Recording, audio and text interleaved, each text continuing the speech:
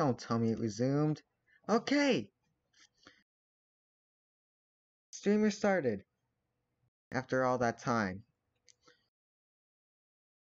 Chat has been re-popped out.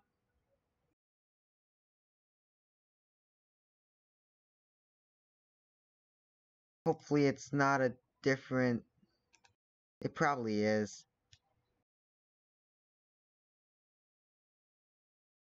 I'm literally multitasking between so many things right now.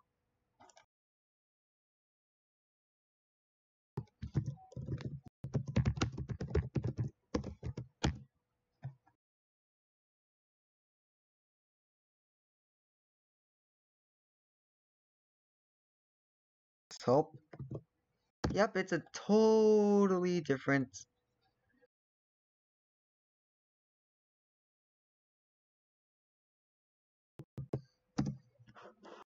There we go. Everything is now all set in stone. I don't do video edits. I don't have Windows Live Movie Maker because it got discontinued.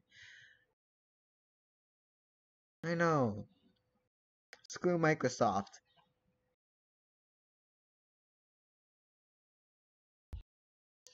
Anyway, let's get into this for real this time.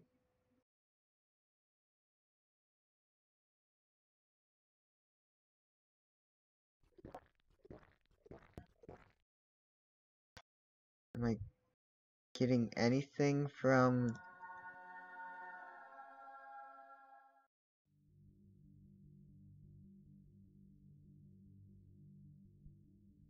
Good! I can keep it windowed and know that it's still going to be...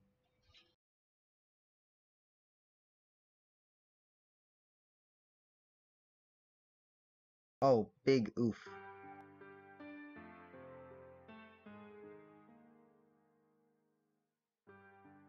That's a big oof. I totally messed up the screen size. There we go, it's fixed. Just gotta set up live chat somewhere.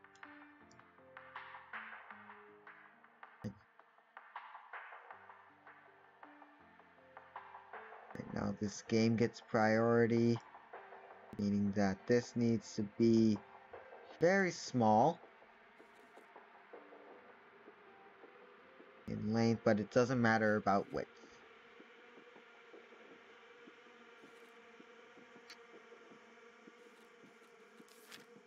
So last time we were about to get started in chapter 9 when I realized I finally hit a long chapter. So let's get back into chapter 9, the second day. The next day, I woke up with one of... We're already starting with the cussing! Dang! This game's not gonna hold back, it's really gonna test my mouth. Not in terms of speaking, but in terms of speaking what I shouldn't be speaking. The next day I woke up with one of those fucking headaches. The ones where you can't even stand straight. That's called hungover. First thing I noticed was the blood on the bed sheets. At first I thought she might have been on her period, but soon remembered the reason as I tried to get up on my feet. Oh yeah! Last time he got engraved with Cassandra's name.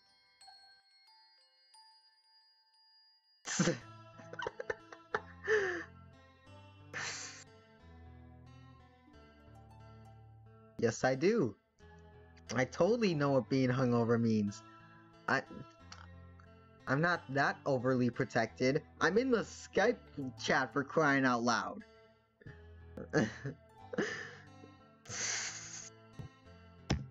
My stomach was stinging as hell. When I looked at what she's done, I was extremely disturbed. She didn't go easy on me, alright. Not that I would have wanted it any other way. I ought to think of buying rubbing alcohol, or else it'll start infecting like shit.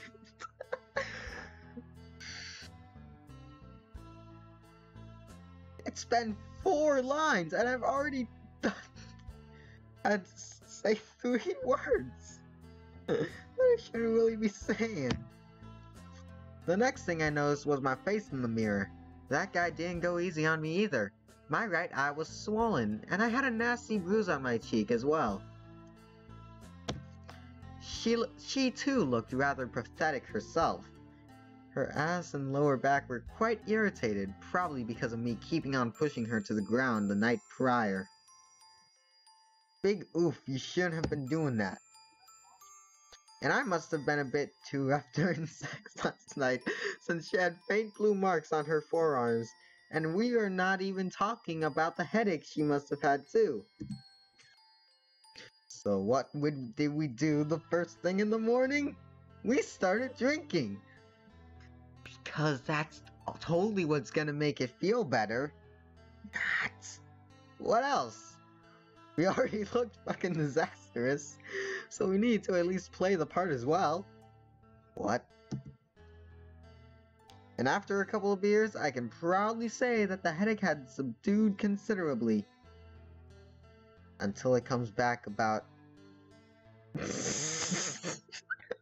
Do drugs and you'll feel better. You'll feel better because you're dead, and you can't feel anything. So when it's all said and done, it wasn't such a bad idea in the end. Not a bad idea. The Keck? She wanted to go to the Ferris Wheel. Ah, the imagery finally paid off. What are we gonna get? Some cool cheesy Ferris Wheel painting? Yep, there's a Ferris Wheel in Las Vegas. The biggest in the world even. I would think the biggest one is in Chicago, since that's like a home place of the Ferris Wheel or something. I don't know. I guess this is a realistic fiction visual novel. Anything can happen. It's called the High Roller Ferris Wheel, if I remembered correctly. I'm gonna search this up to see if it's true.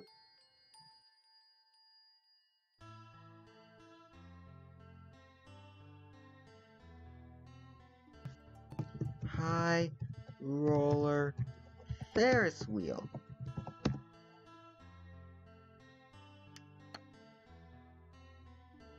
Oh, it's real, alright. It's heckin' real.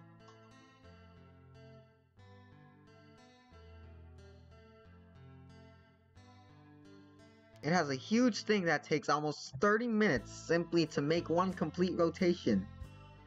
Just enough time for them to finally fulfill their dreams and fuck all the way up in midair. And even though I tried to explain to her it would be the best to ride that kind of attraction during the night, she wouldn't listen to any of it. As if the damn thing would run off on its own or something. Oh, shoot, yeah. In the end, I had no other choice but to comply with her nagging demand. Sometimes she can be very persuasive, I should say. Not that I actually wanted to explain why.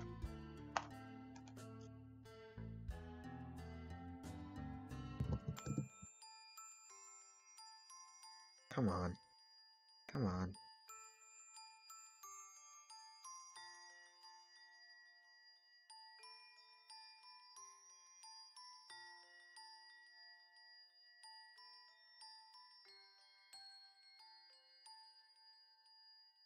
Okay, there we are.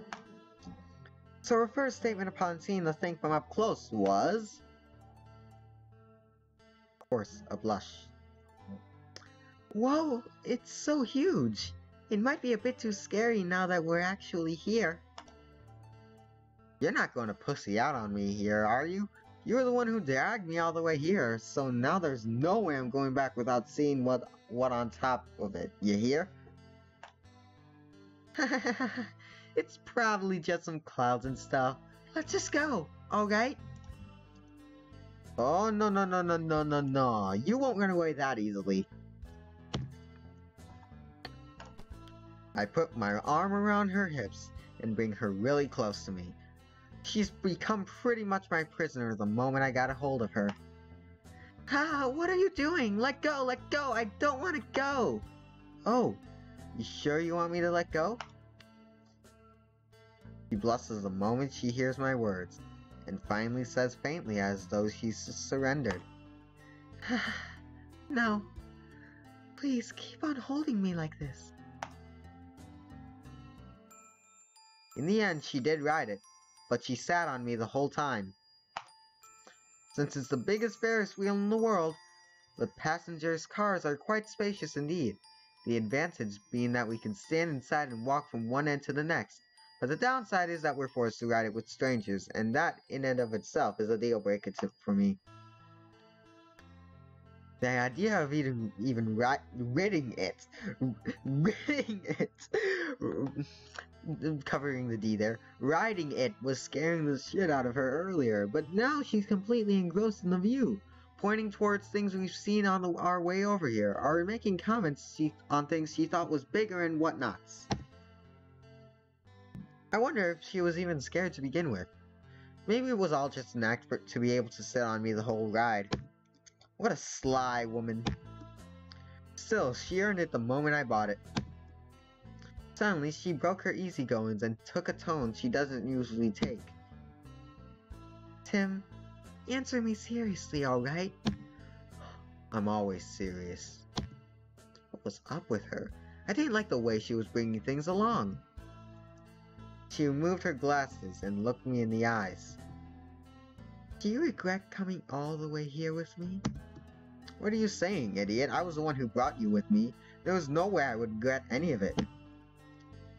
Yeah, but that's because it still hasn't been a week since we ran away. In no time, I'm sure you'll change your mind. And when that time comes, you'll hold it against me. Since when do you care what I think of you? She averts her eyes from mine and gazes at the ground instead. She doesn't ignore my senseless words like she normally does.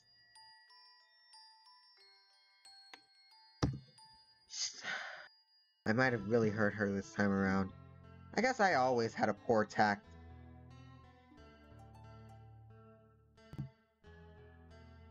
As long as I have your name on my stomach, I won't forget the reason we've done this. And if I forget nonetheless, you'll be the one reminding me. Alright? If only I could. She takes my face in her hands. She traces every turn and corners of it before kissing me dearly. You're so gentle. The most gentle man I've ever known. And I've noticed this kindness since the first moment I've laid my eyes on you. The first moment, yeah. The first moment. Because kindness comes from hatred. What is she saying? She must be blind, or else I'm the only man she ever looked at. No, I'm a vile and disgusting man. Anyone will sooner or later hate me. Even her. I should be the one saying this to her. That she's gentle. That she's perfect. Yet I say none of those things. I know the moment I open my mouth, I'll destroy this moment that seems so... perfect? Already chapter 10. Something more... cozy. After the ride, she told me she wanted to change hotel rooms because they couldn't get the blood off of this bed. I didn't understand why. Because they couldn't get the blood off of the bed. Our current one was already more than enough for the little we actually used it for. But again, she pestered me, saying things like I want something more cozy, and something without blood on the bed. And it's with the money I've won, so it shouldn't be a problem, right? Plus, it doesn't have blood on the bed. I didn't really care either way.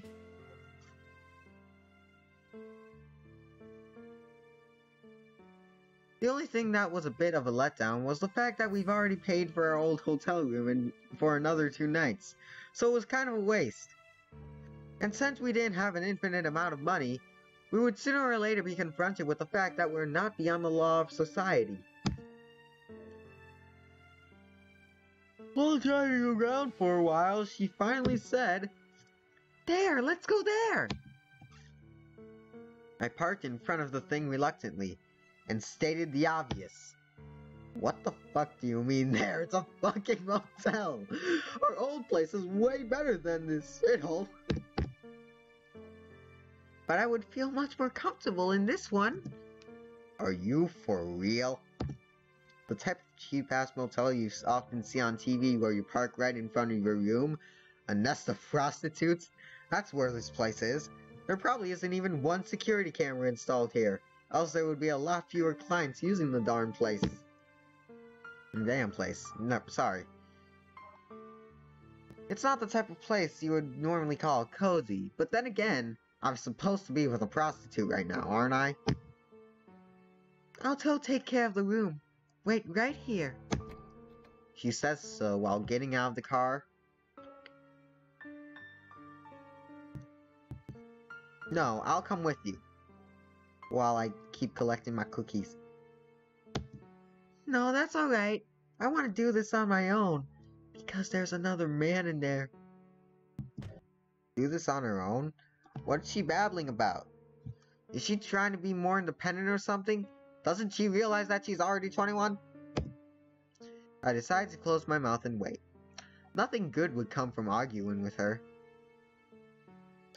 Oh, right now I'm at...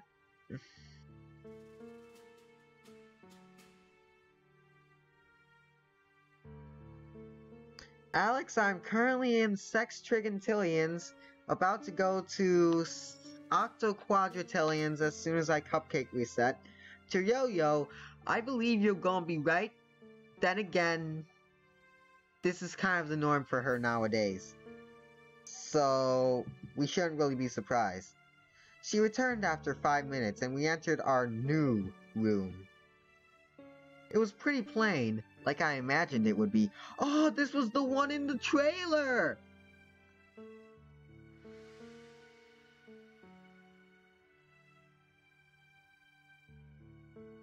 The trailer of this game was really what got me hooked.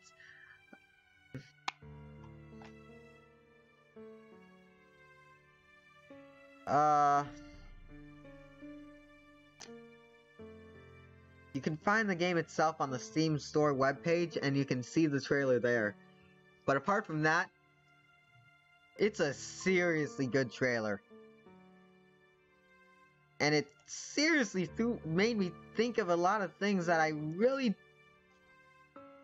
didn't thought would happen here when this game threw a curveball at me and suddenly gave me love instead of hatred and death and stuff.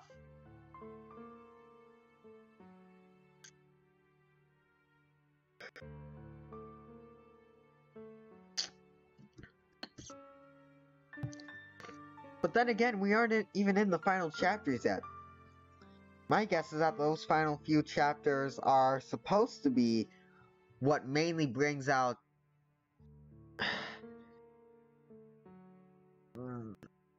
pure damage. Major damage. I put down the little we brought with us on the floor and she instantly says, "Let's go to a bar or something. It's on me." But we literally just arrived. But I want a drink, and I know you want to. Let's have some fun like yesterday. Sure. The cons of having a waifu. Let's have fun every day from now on. You're gonna drink every day? This is not gonna end well. Big oof. I wanted to say those words. I wonder why I forced myself not to tell them. Yeah, drink, that's totally it. I wonder why I always force myself to do things in a certain way. Because you were forced to do that in the beginning? Your competition kind of made you who you are right now, and then she's trying to change you again to make you love her? I don't know. My hecking gosh! It's only been 15 minutes and I'm already through 2 chapters. We drank, and later that night, we danced. We went to a club this time around. I was not a good dancer at all. Very awkward indeed, but she didn't care. She smiled nonetheless. She would always smile no matter what. And it was a beautiful night. A beautiful night. Something I would rarely even notice before then. This week was the best days of my entire life, she pointed out while moving close to me. We were on the dance floor, but she didn't move with the crowd. We were standing there, looking at each other, moving slowly while eating each other's eyes. Her eyes were things out of this world. I'm not gonna take that literally. This does look like the place where you would say these kinds of things. I looked around. There were a lot of beautiful colors flashing. The music was moving us without our consent, and the ambience gave the impression that we were on top of the world. It was a beautiful night indeed.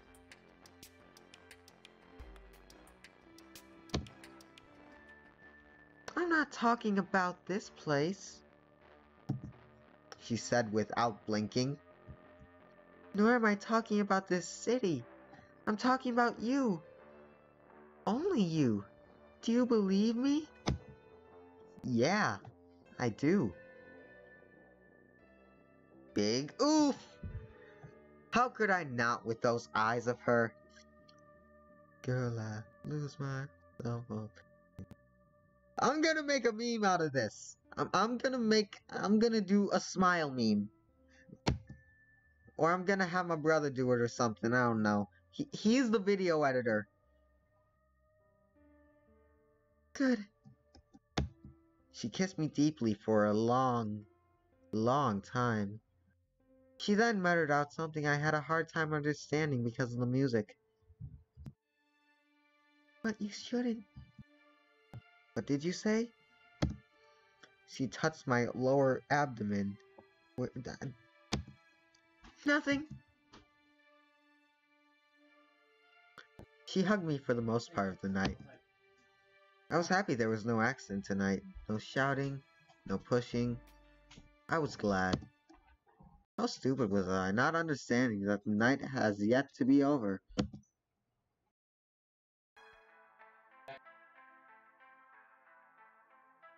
We were so drunk we had no other choice but to finish the night at our old hotel room, even though you bought a new motel room.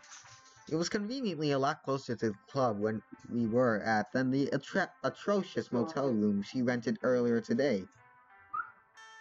Did you just leave your stuff there? That's a bad idea. The best way for people to track you is by looking at where your stuff is.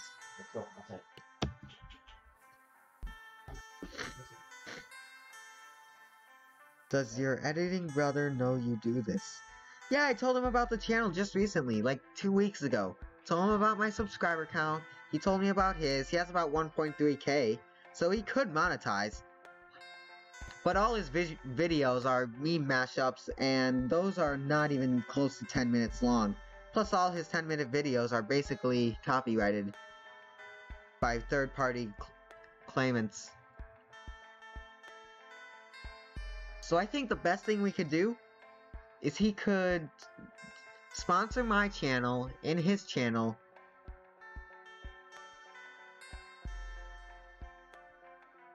Oh heck yes, he knows that I do this. At this point, I think everyone knows that I do this, if they watch my videos.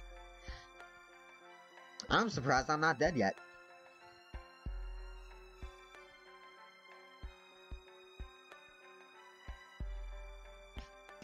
But then again, now, as I was saying, I think the best thing we can do is that he can feature my channel in his channel, leading his subscribers to come over to me so that I can monetize some of my stuff and we can split the payment. He gets an equal share, I get an equal share, and then we can each...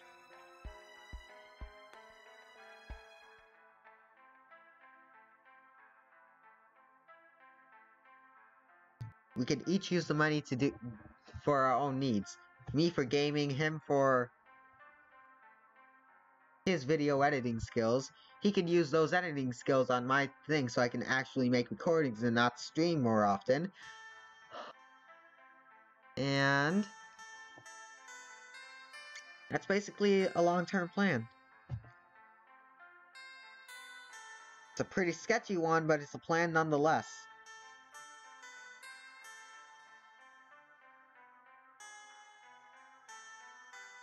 I'm hoping it works out.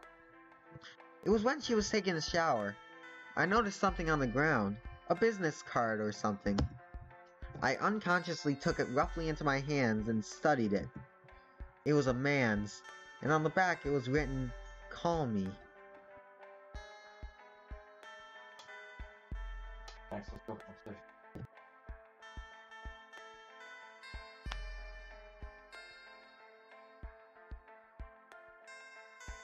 Has a knife. Thanks, let's go. Has a knife.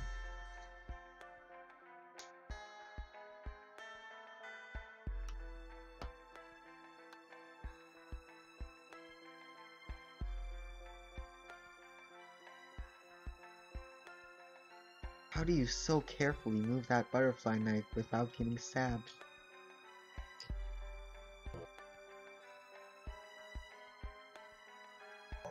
Hey, we're going to bed. Perhaps. Or maybe it was the one that she met in the motel. Oh. Yeah. Come on. It's my older brother.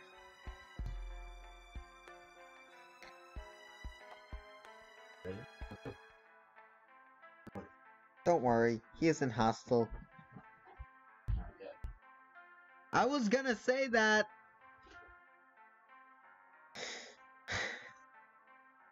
He stole my thunder. Already I was pissed. I didn't know why. She got out of the shower and dressed up. Then I instantly confronted her.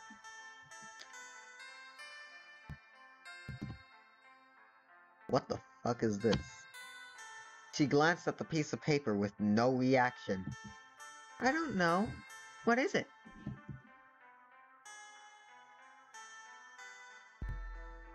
His editing skills suck and he needs to 1v1 me in Mario Kart Gangsta Edition Final Destination. No, I don't know why I'm laughing. It's just a compilation of all the weird things that the weird people do. Don't fuck with me. It's written "Call me" at the back. Who is he? I have no idea. Henry. I read the name on the card. I notice a slight reaction on her part.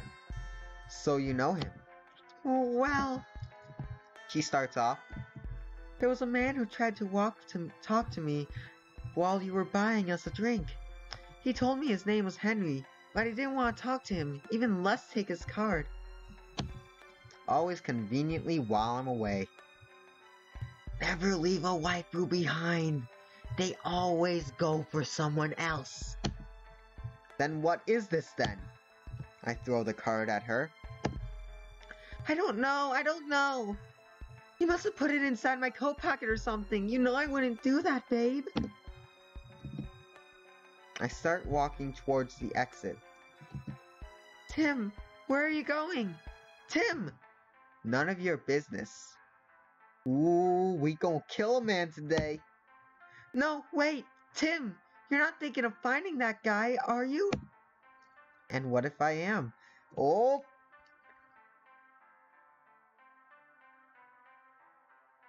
Oh!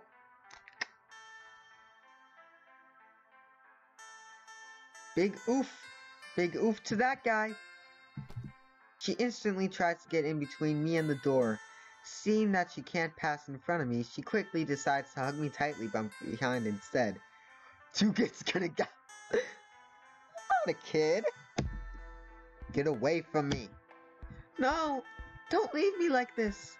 This was supposed to be a night for the both of us. I'm bringing back the Sayori voice acting. She's still dead. in my DDLC gameplay, which I'm probably never gonna finish. So I want to bring back her voice. Because if you watched part 3 of my DDLC gameplay, you know for as much as I didn't want the waifus to affect me, they affected me.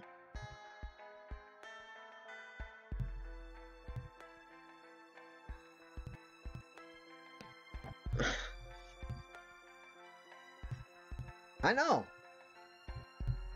It might really be nothing compared to this. Although this has the weird material, that has the random events that can happen ever so weirdly, so when something happens that's not really supposed to happen based off of the first act, it really just throws it's really like throwing a curveball after throwing a bunch of fastballs. In baseball, you don't really expect it. It catches you off guard, and then you hesitate. You hesitate to continue, because you don't know what's gonna get thrown at you next.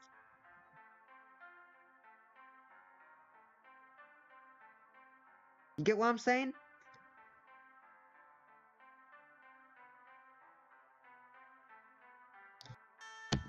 Don't you understand they're all making fun of you? I don't care! Let's drink! Let's have sex! Let's have some fun together! That's the only thing that matters to me! Don't you understand that tonight is very important to me? Is she trying to control me? She is, isn't she? Trying to make me feel as though I'm so important to her. Then all of a sudden, a thought crossed my mind. There was no logic behind it. The booze must have been at it. Yet I was so compelled to think it true. Is that why?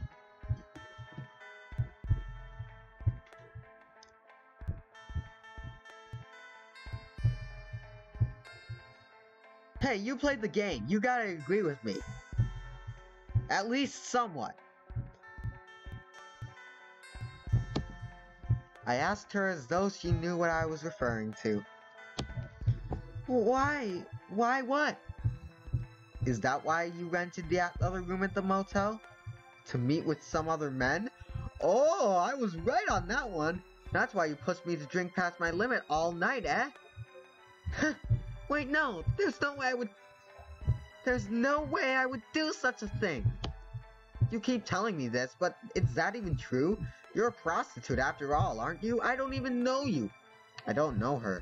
I thought I did. But there's no way such a girl would love a loser such as myself.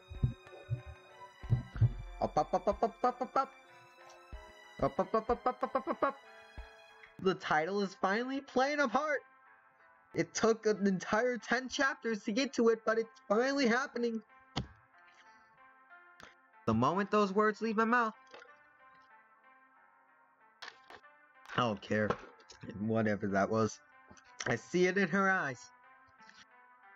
I see that I've hurt her more than I ever did. Still, her hold on me never weakened even then.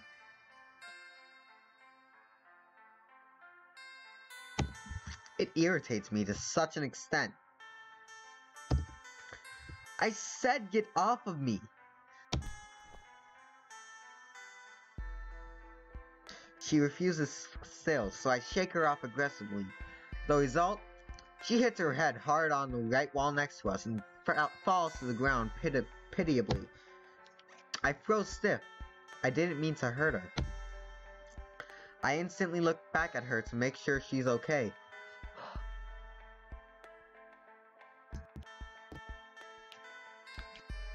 Are you alright? She did. I need to help her. Those were my thoughts until... I'm fine. Thanks. You're wrong, Alex. She ain't dead. Not yet, at least. She flashed me a bright smiley. Smiley. Even though she looks quite in pain.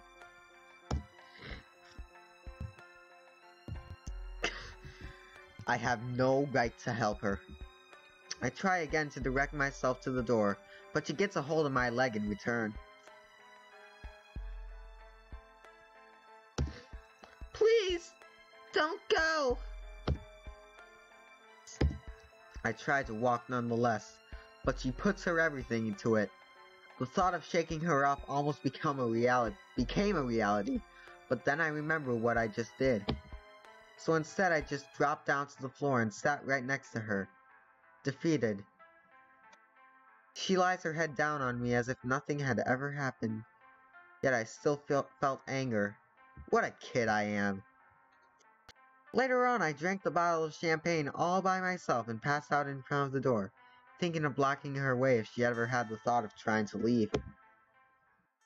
Chapter 12. Yep. Something to realize sooner. Big oof, you were too late.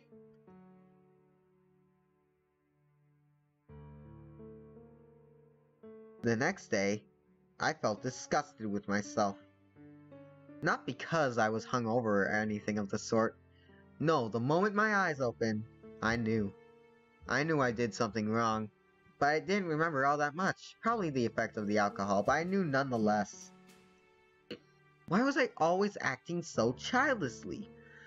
Even if she did want to see other men, who was I to try and stop her? I knew all along, right?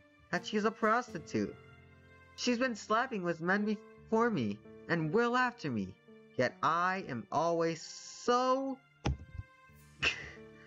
Jealousy is a byproduct of love, or so they say.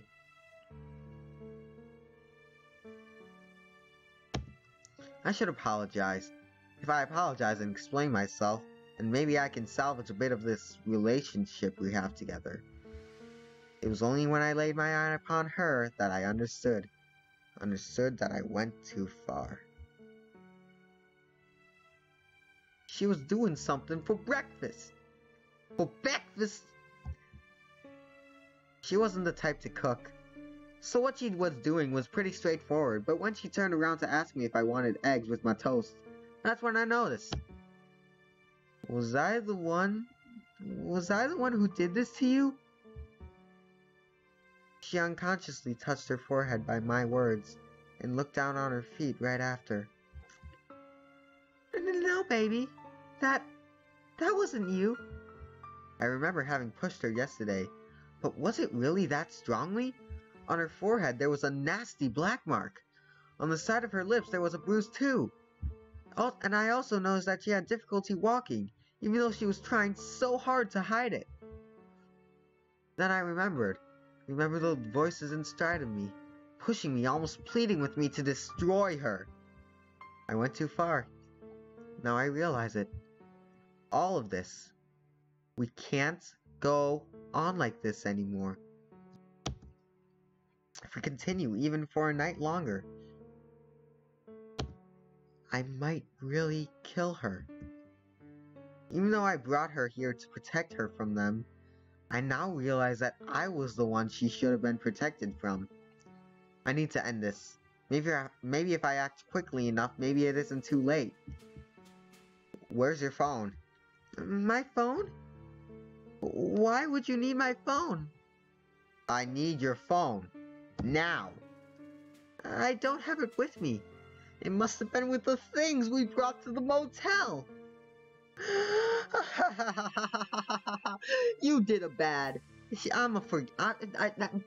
I think Tim is doing a forgetting right now. You're doing him the big forgetting. Hello, cat. Are you gonna jump on me? No, not yet. It'll happen sometime tonight. Then I need to go find it.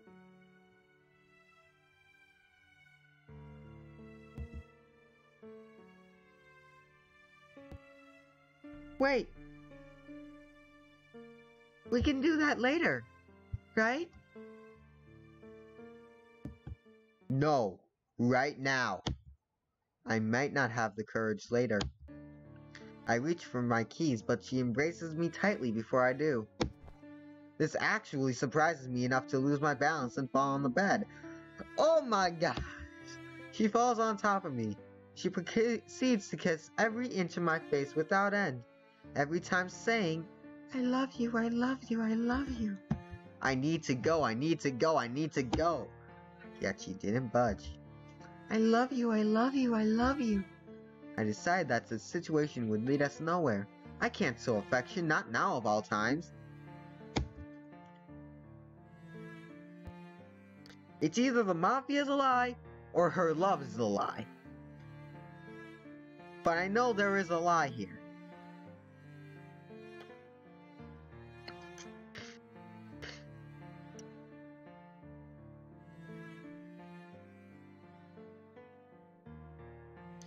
It might take me a while to find it, mainly because I'm busy with this thing.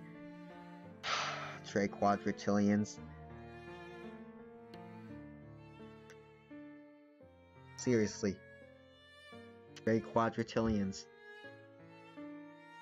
Not wanting to hurt her any further than I already did, I get up to my feet while lifting her and keeping her close in my arms. It's like a piggyback, but in reverse, and with a woman. It's like mobile fucking. Oh my gosh. The weird ideas that can come from this.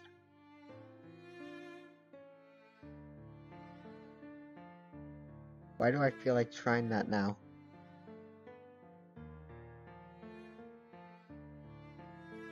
Big oof.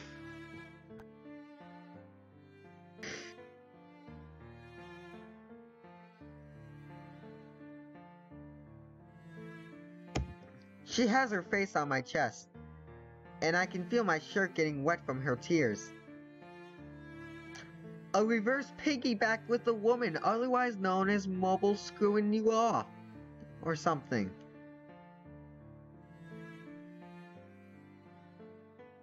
I don't know, but whatever it is sounds a little bit cool. Don't tell me you've tried it.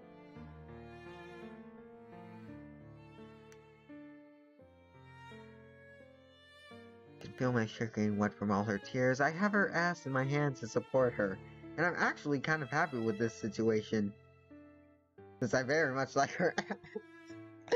Come on! I walked her all the way to the car in this position, not minding the breakfast she did for the both of us. She didn't want to let go of me, but everything has an end, doesn't it? The ride to the motel was a silent one. She was looking at the sky, completely devoid of expression. What is happening to her? Is there something she doesn't want me to see at the motel? Not that I mind, really. She has every right. I can no longer try to control her. Big oof.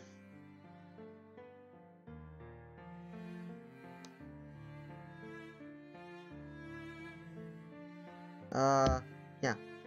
I can no longer. We got out of the car, and surprisingly, she led the way. She unlocked the...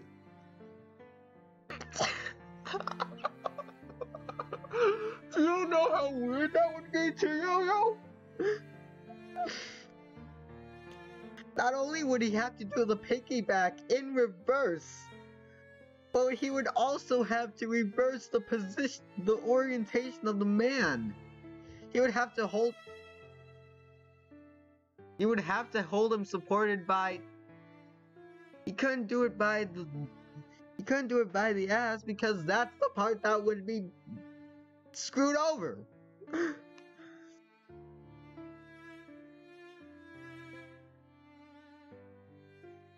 God knows where he would hold a man when you were doing that.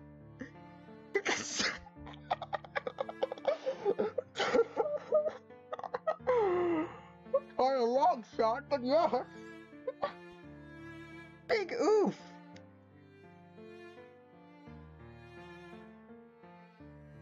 Why though?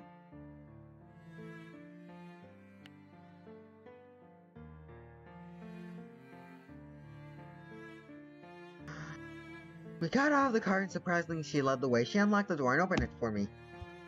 As soon as we entered, I directed myself to our bags. I took both our phones and walked back to her. Sorry, I need to do something alone. Wait for me here, will you? She didn't answer.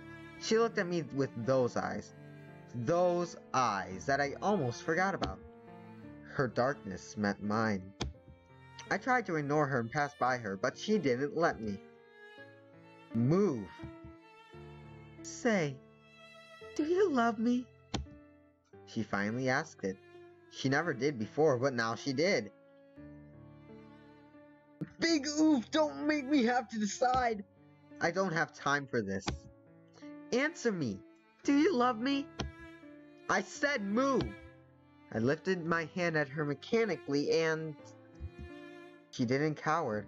She didn't blink. She didn't fear me at all. It's those types of women that kind of draw my attention to be friends. The ones that won't let anything happen to them. The ones that are the ones that are mainly independent.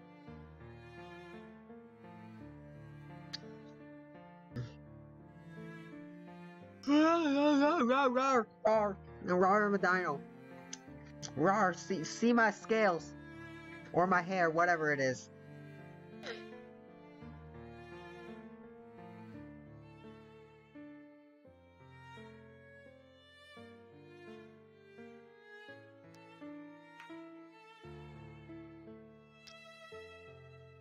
Boom, boom, boom, boom, boom, boom, boom. Boom. I think. Okay. It didn't work. Well, sure it didn't. Well, yeah, I sure hope it does. Maybe when I see my friend in...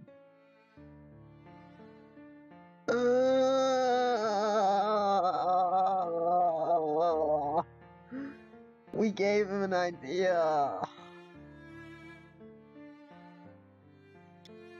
This is a big oof.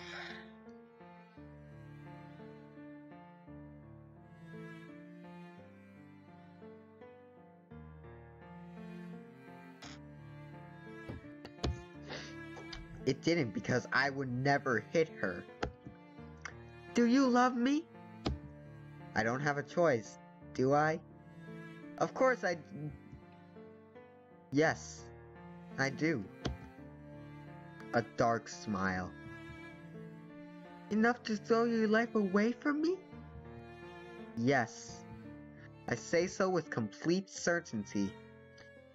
Even though I don't want to have complete certainty in this moment. I see. Her smile disappears.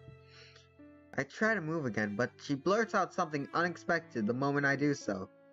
Let's go back to the other hotel room. Let's me have one last night. Then you can do whatever you want. Sorry, but I can't. Get him in here! I wanted him to see this! I wanted him to see this because it's weird. Actually, he can't see this because we're too far in. Tell him to watch the rest of the... Tell him to watch the things, the rest of the streams, and then come back to me with his thoughts on VOD.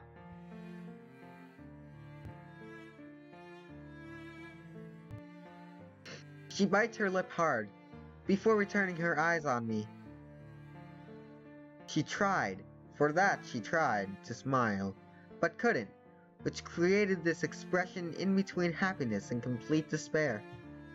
You said it. You finally said it. My full name. Ah. Didn't I ever call her by her full name before?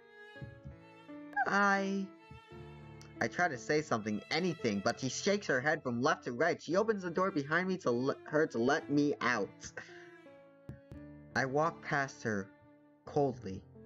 If only she knew how much I love her, how much I would kill for it. And that's exactly why I must do this. Before leaving her sight, she says something to me. Tim, could you go buy me some tampon while you're at it? What? I look back at her. She regained her smile as though all of this was just an act. Please, I kinda need it, you know. Because of the blood on the bed in the last hotel room? Can't be helped, I guess. I passed my hand inside of her hair before waving goodbye at her. She doesn't follow suit. She simply looks at me until I turn the corner. What is she? Chapter 13. We're in the final stretch. A puzzling call?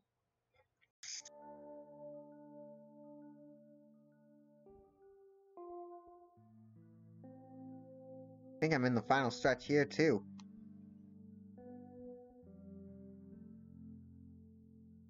Seriously. Tampons aren't needed, sorry.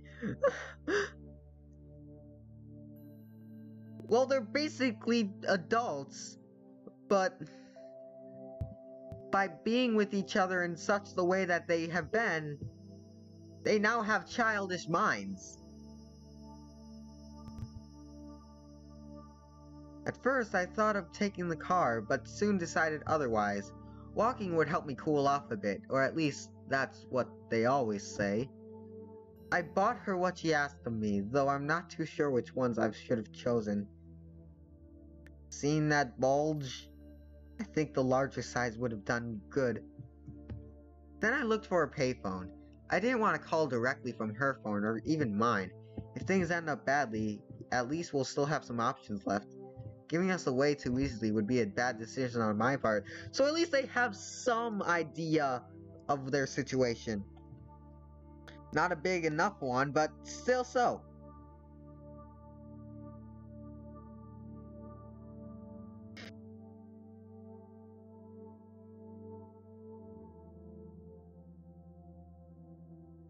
I know, very detailed. And even though they seem like hand paintings. Did they like paint something in real life, take a picture of it, and then upload it to a PC? Because if they did it like that, kudos to them for knowing how to do it.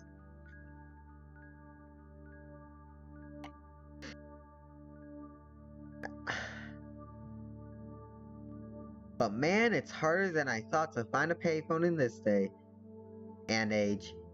I still found one in the end, but it took 10 minutes longer than I first anticipated.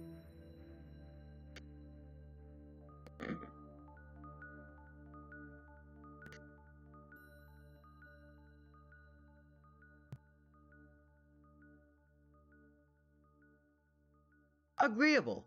Heavily agreeable. And great point.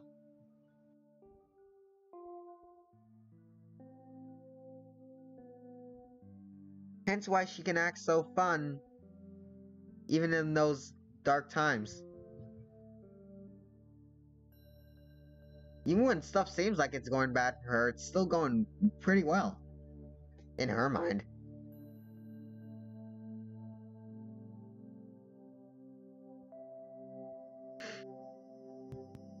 I searched in her phone if I remember correctly. Her name should be Fanny. Ah, there it is. Fanny, her roommate. She should know the number of her boss, or maybe if we're even luckier, she wouldn't have told him yet. I know there's no possible ways that we can return home soon enough for her next shift tomorrow, but if I can explain things, then maybe... I just need to say to her boss that I'll shoulder her debts. In the end, even though we try to escape, the only thing this man really wants is money. I just need to know how much. Hello? After 3 rings, she answered. Hi, is this Fanny, Cassandra's roommate?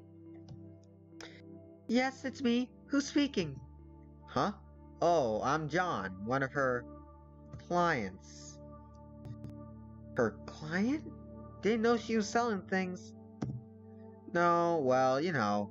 Would you mind giving me the number of her boss? There's something really important I need to talk to him about. Her boss? Who's that? Sorry, but she's not here right now. She told me she was going on a trip to Vegas. And alone on top of it! She could at least invite me. Anyway, You would have better chance by calling on her phone. Bye. Wait a minute, told you she was going on a trip? Alone? When? When? I don't know. She sent me an email Friday night saying she was going somewhere. And another one the day after or something like that. I'm not sure. Friday night. It was the night I took her with me impulsively. To think she had a chance to send the mail. Not that it is impossible. Anyway, if you don't have anything else to ask, I have other things to do, so... Wait, I need to know one last thing. Because the way she talked about it almost seemed as if...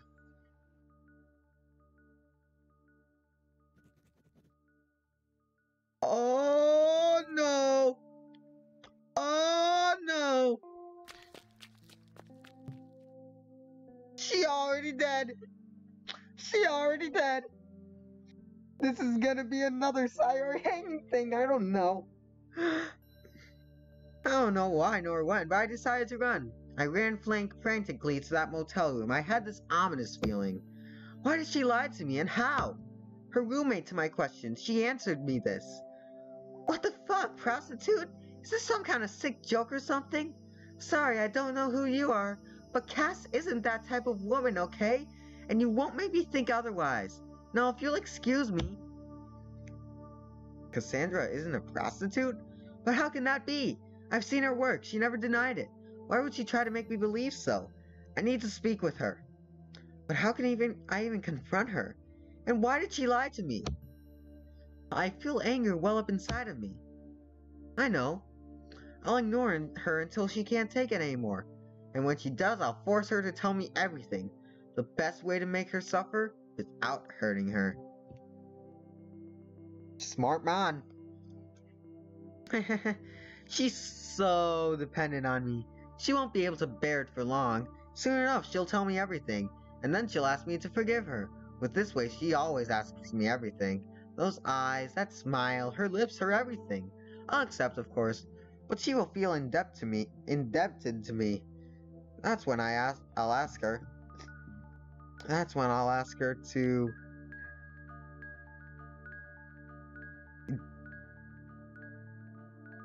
Screw me, I think that's supposed to be. Why did I try to separate us? No, that means break up! That means break up! 5 blanks and 2 blanks. That's probably break up. Why did I try to separate us? I don't understand anything anymore. No, it's not break up. It's screw me. Why did she lie to me? Why am I this way? Why am I scared? At last, I'm in front of that door. I'm about to open it when I notice something strange. A bag.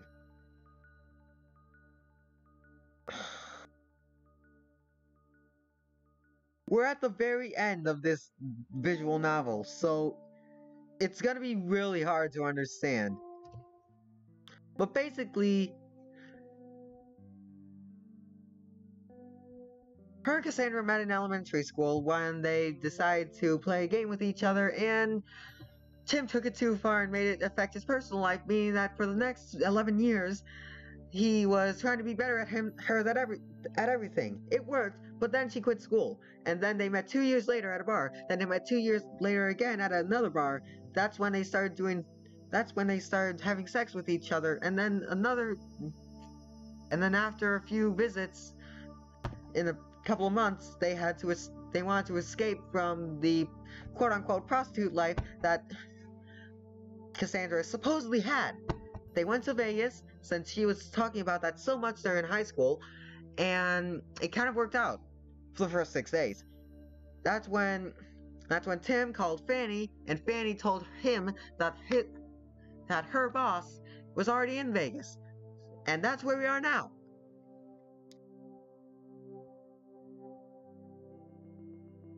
Oh.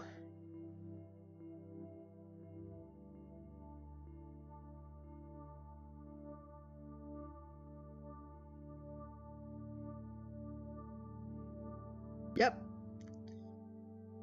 Or maybe that's also a lie. Because the Mafia is clearly only one person. A plastic bag is enveloping the door's handle. I almost rip it off, but stop midway. Maybe there's a reason why it's here. Also, I have no time dealing with something so annoying. Yeah, maybe so. It'll get you used to the weirdness. I opened the door with the bag still on the handle. I look down. I need to ignore her. I need to ignore her. I walk extremely slowly until I'm in the middle of the room. For some reason, I start trembling. That's when something on the table takes up my attention. I reflexively fixate it. What? Seems like it started raining. There must have been holes in this shitty ceiling since it started leaking on the table of all places. I'm sorry. I almost hear her, but I don't want to hear her. This is fake. I lied to you. A noise, an annoying noise as if something slowly opened and closed a badly oiled door over and over again. But I did love you. I see her move from the corner of my eyes, but I don't want to see it. I must ignore her. I love that boy who, in 3rd grade, had difficulty running as fast as the other. I love the courageous little boy who, in front of the whole class, declared that he would one day run faster than every one of them. I wanted to encourage that boy, but it seems the means I used to encourage him rubbed him the wrong way. Soon he became cold to my words and even to my stares. I realized that the only way to be accepted by that boy was to look at him in the same fashion he did to me. So soon enough, I learned to hate him as much as he hated me, even though I loved him. So I gave my everything. I wanted to answer that boy's feelings with my own. Soon he became my whole world. I existed solely to be him. I existed solely to take things away from him. And for a time it lasted, but I was noticing it. I was noticing the fact that he was creeping closer and closer to me. Obviously, taking things away from someone means you also accept things to be taken away from you. In less than a year after graduating from elementary school, he was beating me at running. Even though I was running every night, even though I passed most of my weekend practicing, he beat me as if it was nothing. It was extremely frustrating. I was supposed to be happy about it, wasn't I? I mean, wasn't it exactly what I wanted for him? Yet, he became popular. The ace of the basketball team. He was so special. I'm sure he didn't even notice it himself.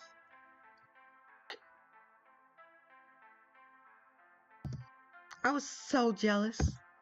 But at least I still had something. He was still just a sports person while I was also good at school. Surely he wouldn't be able to take this away from me? But then he quit basketball. Why? I loved looking at him play so much. Then I realized he was coming for that too. He was coming to take this away from me too. But if he takes it away from me, for what reason will he keep on looking at me like he's doing right now? There's none. The moment he takes this away, I will have nothing left to show for myself. This thing that we had together, this rivalry, will no longer exist. I did all I could. I existed solely to beat him after all, and that's exactly what I was trying to do. But there's no way I would actually win. If he sets himself to do something, he'll succeed without a shred of a doubt. I foresaw my demise long before it arrived. So before it happened, I tried to shake him off a little. We were in high school by that time, and a lot of boys would confess to me. I decided to accept one of them, though I had no interest. I wanted to see if it would affect him, because if it did, it means I would still have something. But it didn't. At first I thought it did, but when he approached me it was for a completely different reason. It was because he beat me in the midterms. He probably didn't want to accept it easily, but he did. And I had completely given up at that point. He didn't even look at me as a woman. He saw me as a wall to escalate. So I did what was the easiest thing to do. I quit school before the next exams to make sure he never takes it completely away from me before he could escalate the wall. Since he thought the other ones didn't count, I will always be the best out of the both of us if I retire now. Or so went my flawed logic. You see, I didn't lie about the fact my father had a lot of money. But I did lie about the fact he lost it all. So not going to school wasn't such a big deal either way. I could become whatever I wanted. But I didn't want to become anything. I kept looking at the boy from afar. He had graduated and was now a college student. If I hadn't given up, I would have been right next to him. But obviously I wasn't. I had given up in order to fulfill the purpose of my existence. And that purpose, it was still not completed yet. Because I exist solely to take things away from him. Oh, we're getting her side of the story. Yeah. It was fairly easy to approach his friend. And at the moment, I explained my interest in seeing him again. He accepted quite readily. The night went on perfectly as I had anticipated. Soon enough, I was alone with the boy. He had those eyes. The same eyes he always had. Sad eyes. I tried the best I could to appeal to him, looking at him mischievously, touching him whenever I could, even tripping for that very purpose. As expected, he finally reacted to it. He was a man after all. I almost had him. Almost. But he refused me still. I had no idea why. Was I not to his liking? Maybe it's because he still hated me. Maybe it's because I looked too pure. Because I didn't look like a woman still. For the next 2 years, I tried multiple times to approach him with the excuse of it being a coincidence and whatnot. But every time he would run away from me or completely ignore me. Even if I changed the things I wore or the way I walked, he never looked at me. I was nothing to his eyes. I almost gave up. Then I noticed that sometimes he would get out of his way to go to a certain bar to meet with one of his clients. A hostess bar. Instantly I had the idea. Why not? I knew sometimes came on a Thursday, so as long as I'm able to work on that day, I'll eventually be able to meet with him. And he would no longer be stopped by his guilty conscience. Seeing that I'm a hostess of all things, he would surely give in with enough appeal. I wanted him to look at me as a woman. I wanted him to want me. I wanted him to suffer like he made me. So I started working at the bar only on Thursday, in wait for him, and contrary to some belief, I could choose if I wanted to lay with him with a client or not. On the 3rd week he finally came. I noticed him right away, and sure enough, I made sure to serve him. I played with my hair, teased him, and smiled brightly whenever I could. He finally cracked, and after that night, I had him. She played a toy Chica right here. She pulled the toy Chica.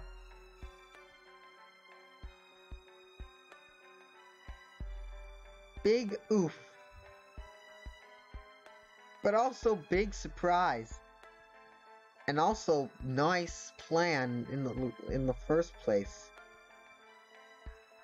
Also, why am I still collecting? I have a stream going on. From then on, it was a piece of cake.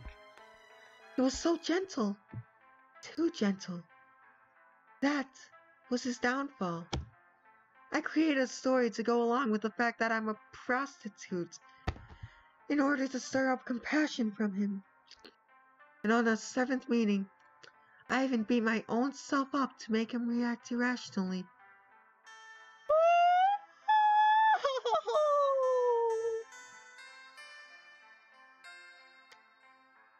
She had it. She had it all good. This... Dang. That's right. Since the very beginning, it was all my fault.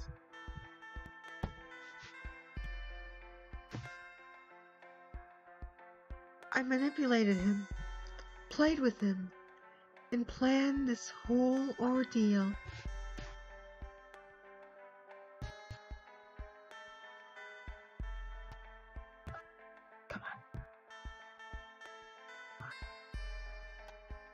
Come on. I'm so disgusting.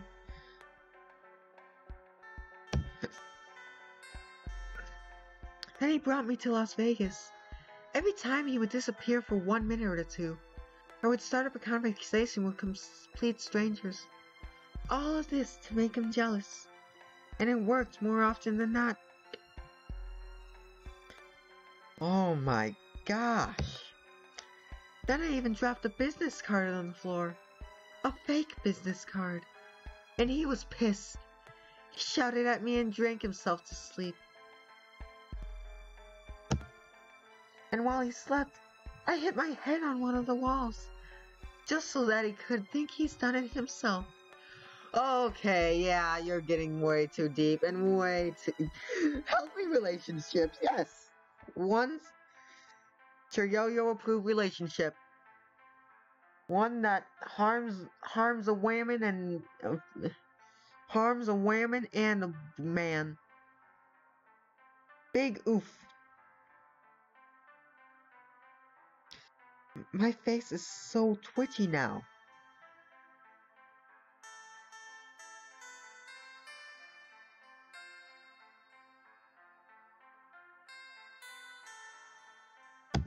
And just now he said it to me. He said that he loved me. I made him love me. A gentle boy. And I exist solely to take things away from him. How horrible I am. Let him wish we had never crossed paths in this world. I took away his job, took away his girlfriend, almost took away his life. Now let me even take away his love. I crushed the paper in my hand. Frustration like I never felt before. The rain has now become frantic. I can no longer control it. I look at her. She's moving ever so slightly. Oh! I knew it! She did! She pulled a Sayori! She pulled a Sayori! But this movement is out of her control. Because it's the fault of this damn cord. This damn cord which is tied around her neck. There are so many things I need to tell her. So many. Don't show me. Don't show me. But only one comes out of my mouth. I don't want to see that dead face. I don't want to see the dead face of a woman. I'm gonna cut camera for a little bit.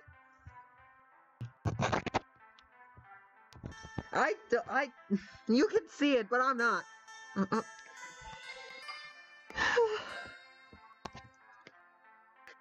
I only looked at how many chapters there were. I'm basically playing this blind.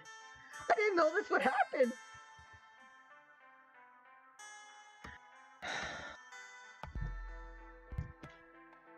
You stupid liar.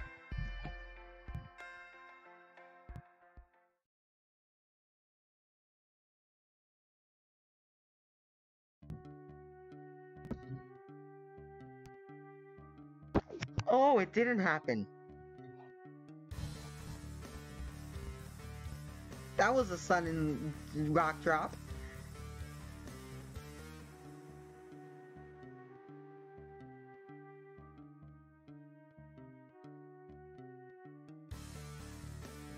That was amazing. That was literally an amazing visual novel.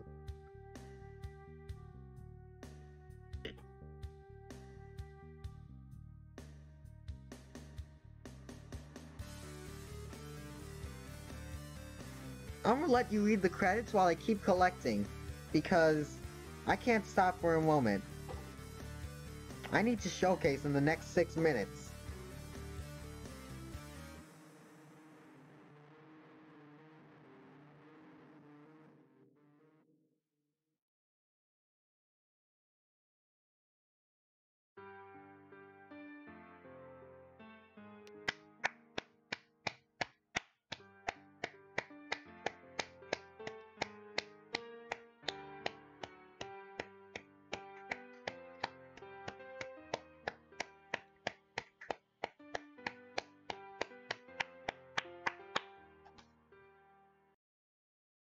That was amazing.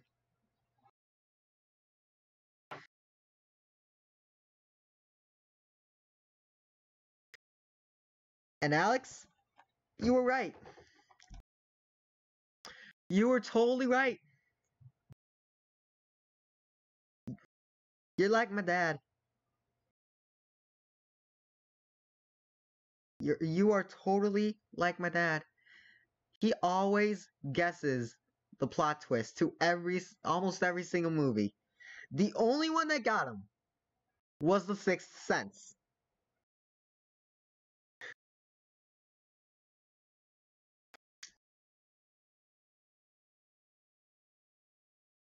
And I think that's a little bit expected, since it was a weird movie. Seeing dead people that don't know they're dead? I mean, someone slightly better than him would have guessed that plot. But I guess that one time he didn't get it was the one time that made him strive for more.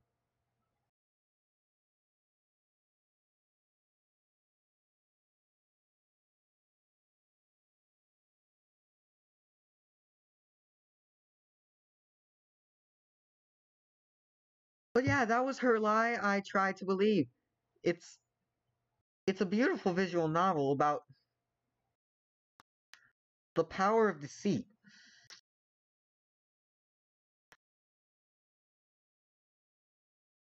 How it can be used to both benefit and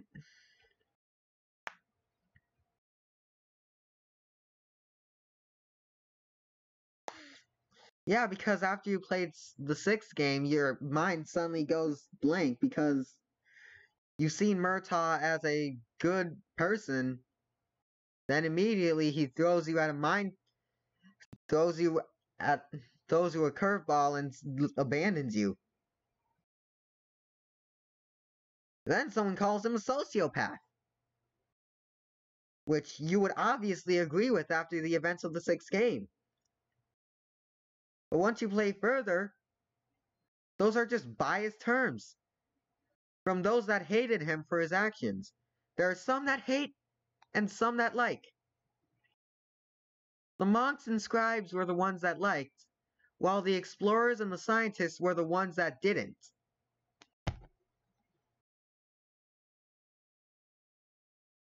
So my guess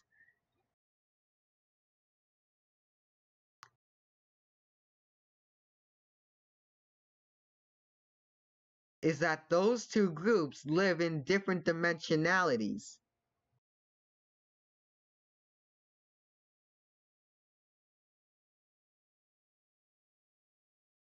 Submachine is a 10 main series game made by a game developer Mateusz Skutnik.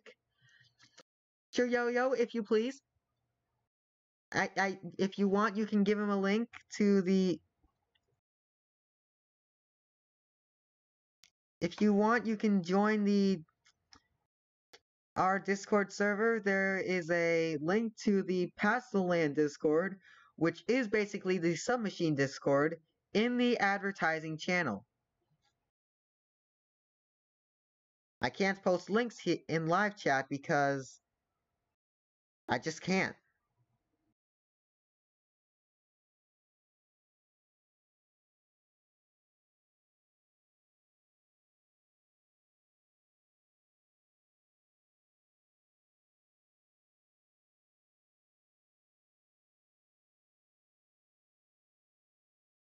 I don't get how we got from Animu and sex to Submachine.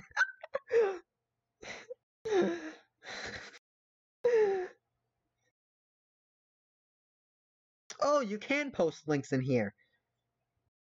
Nice. Well, there's a link to the Submachine Discord if anyone wants to check it out. It's officially midnight, so I'm going to cut the stream here. Oh yeah, that's right.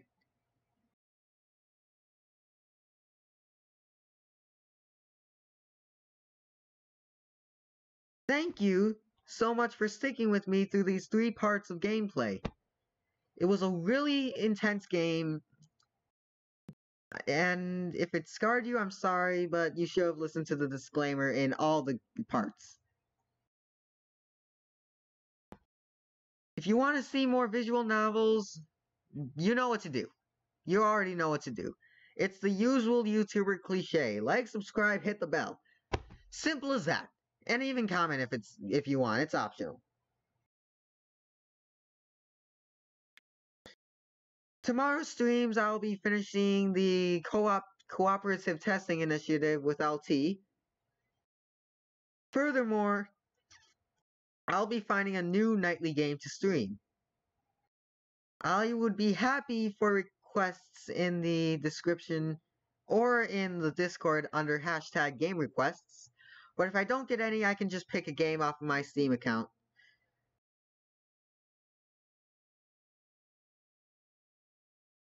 Maybe VR chat with your yo-yo or something, I don't know.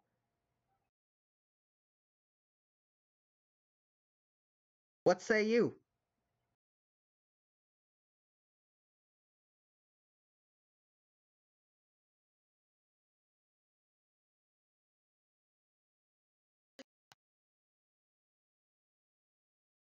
I'm guessing you would be down for it.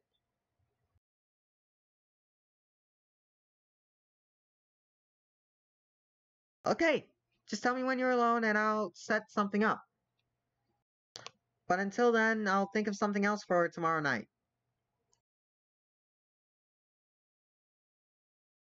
I'll see you all tomorrow. Good night.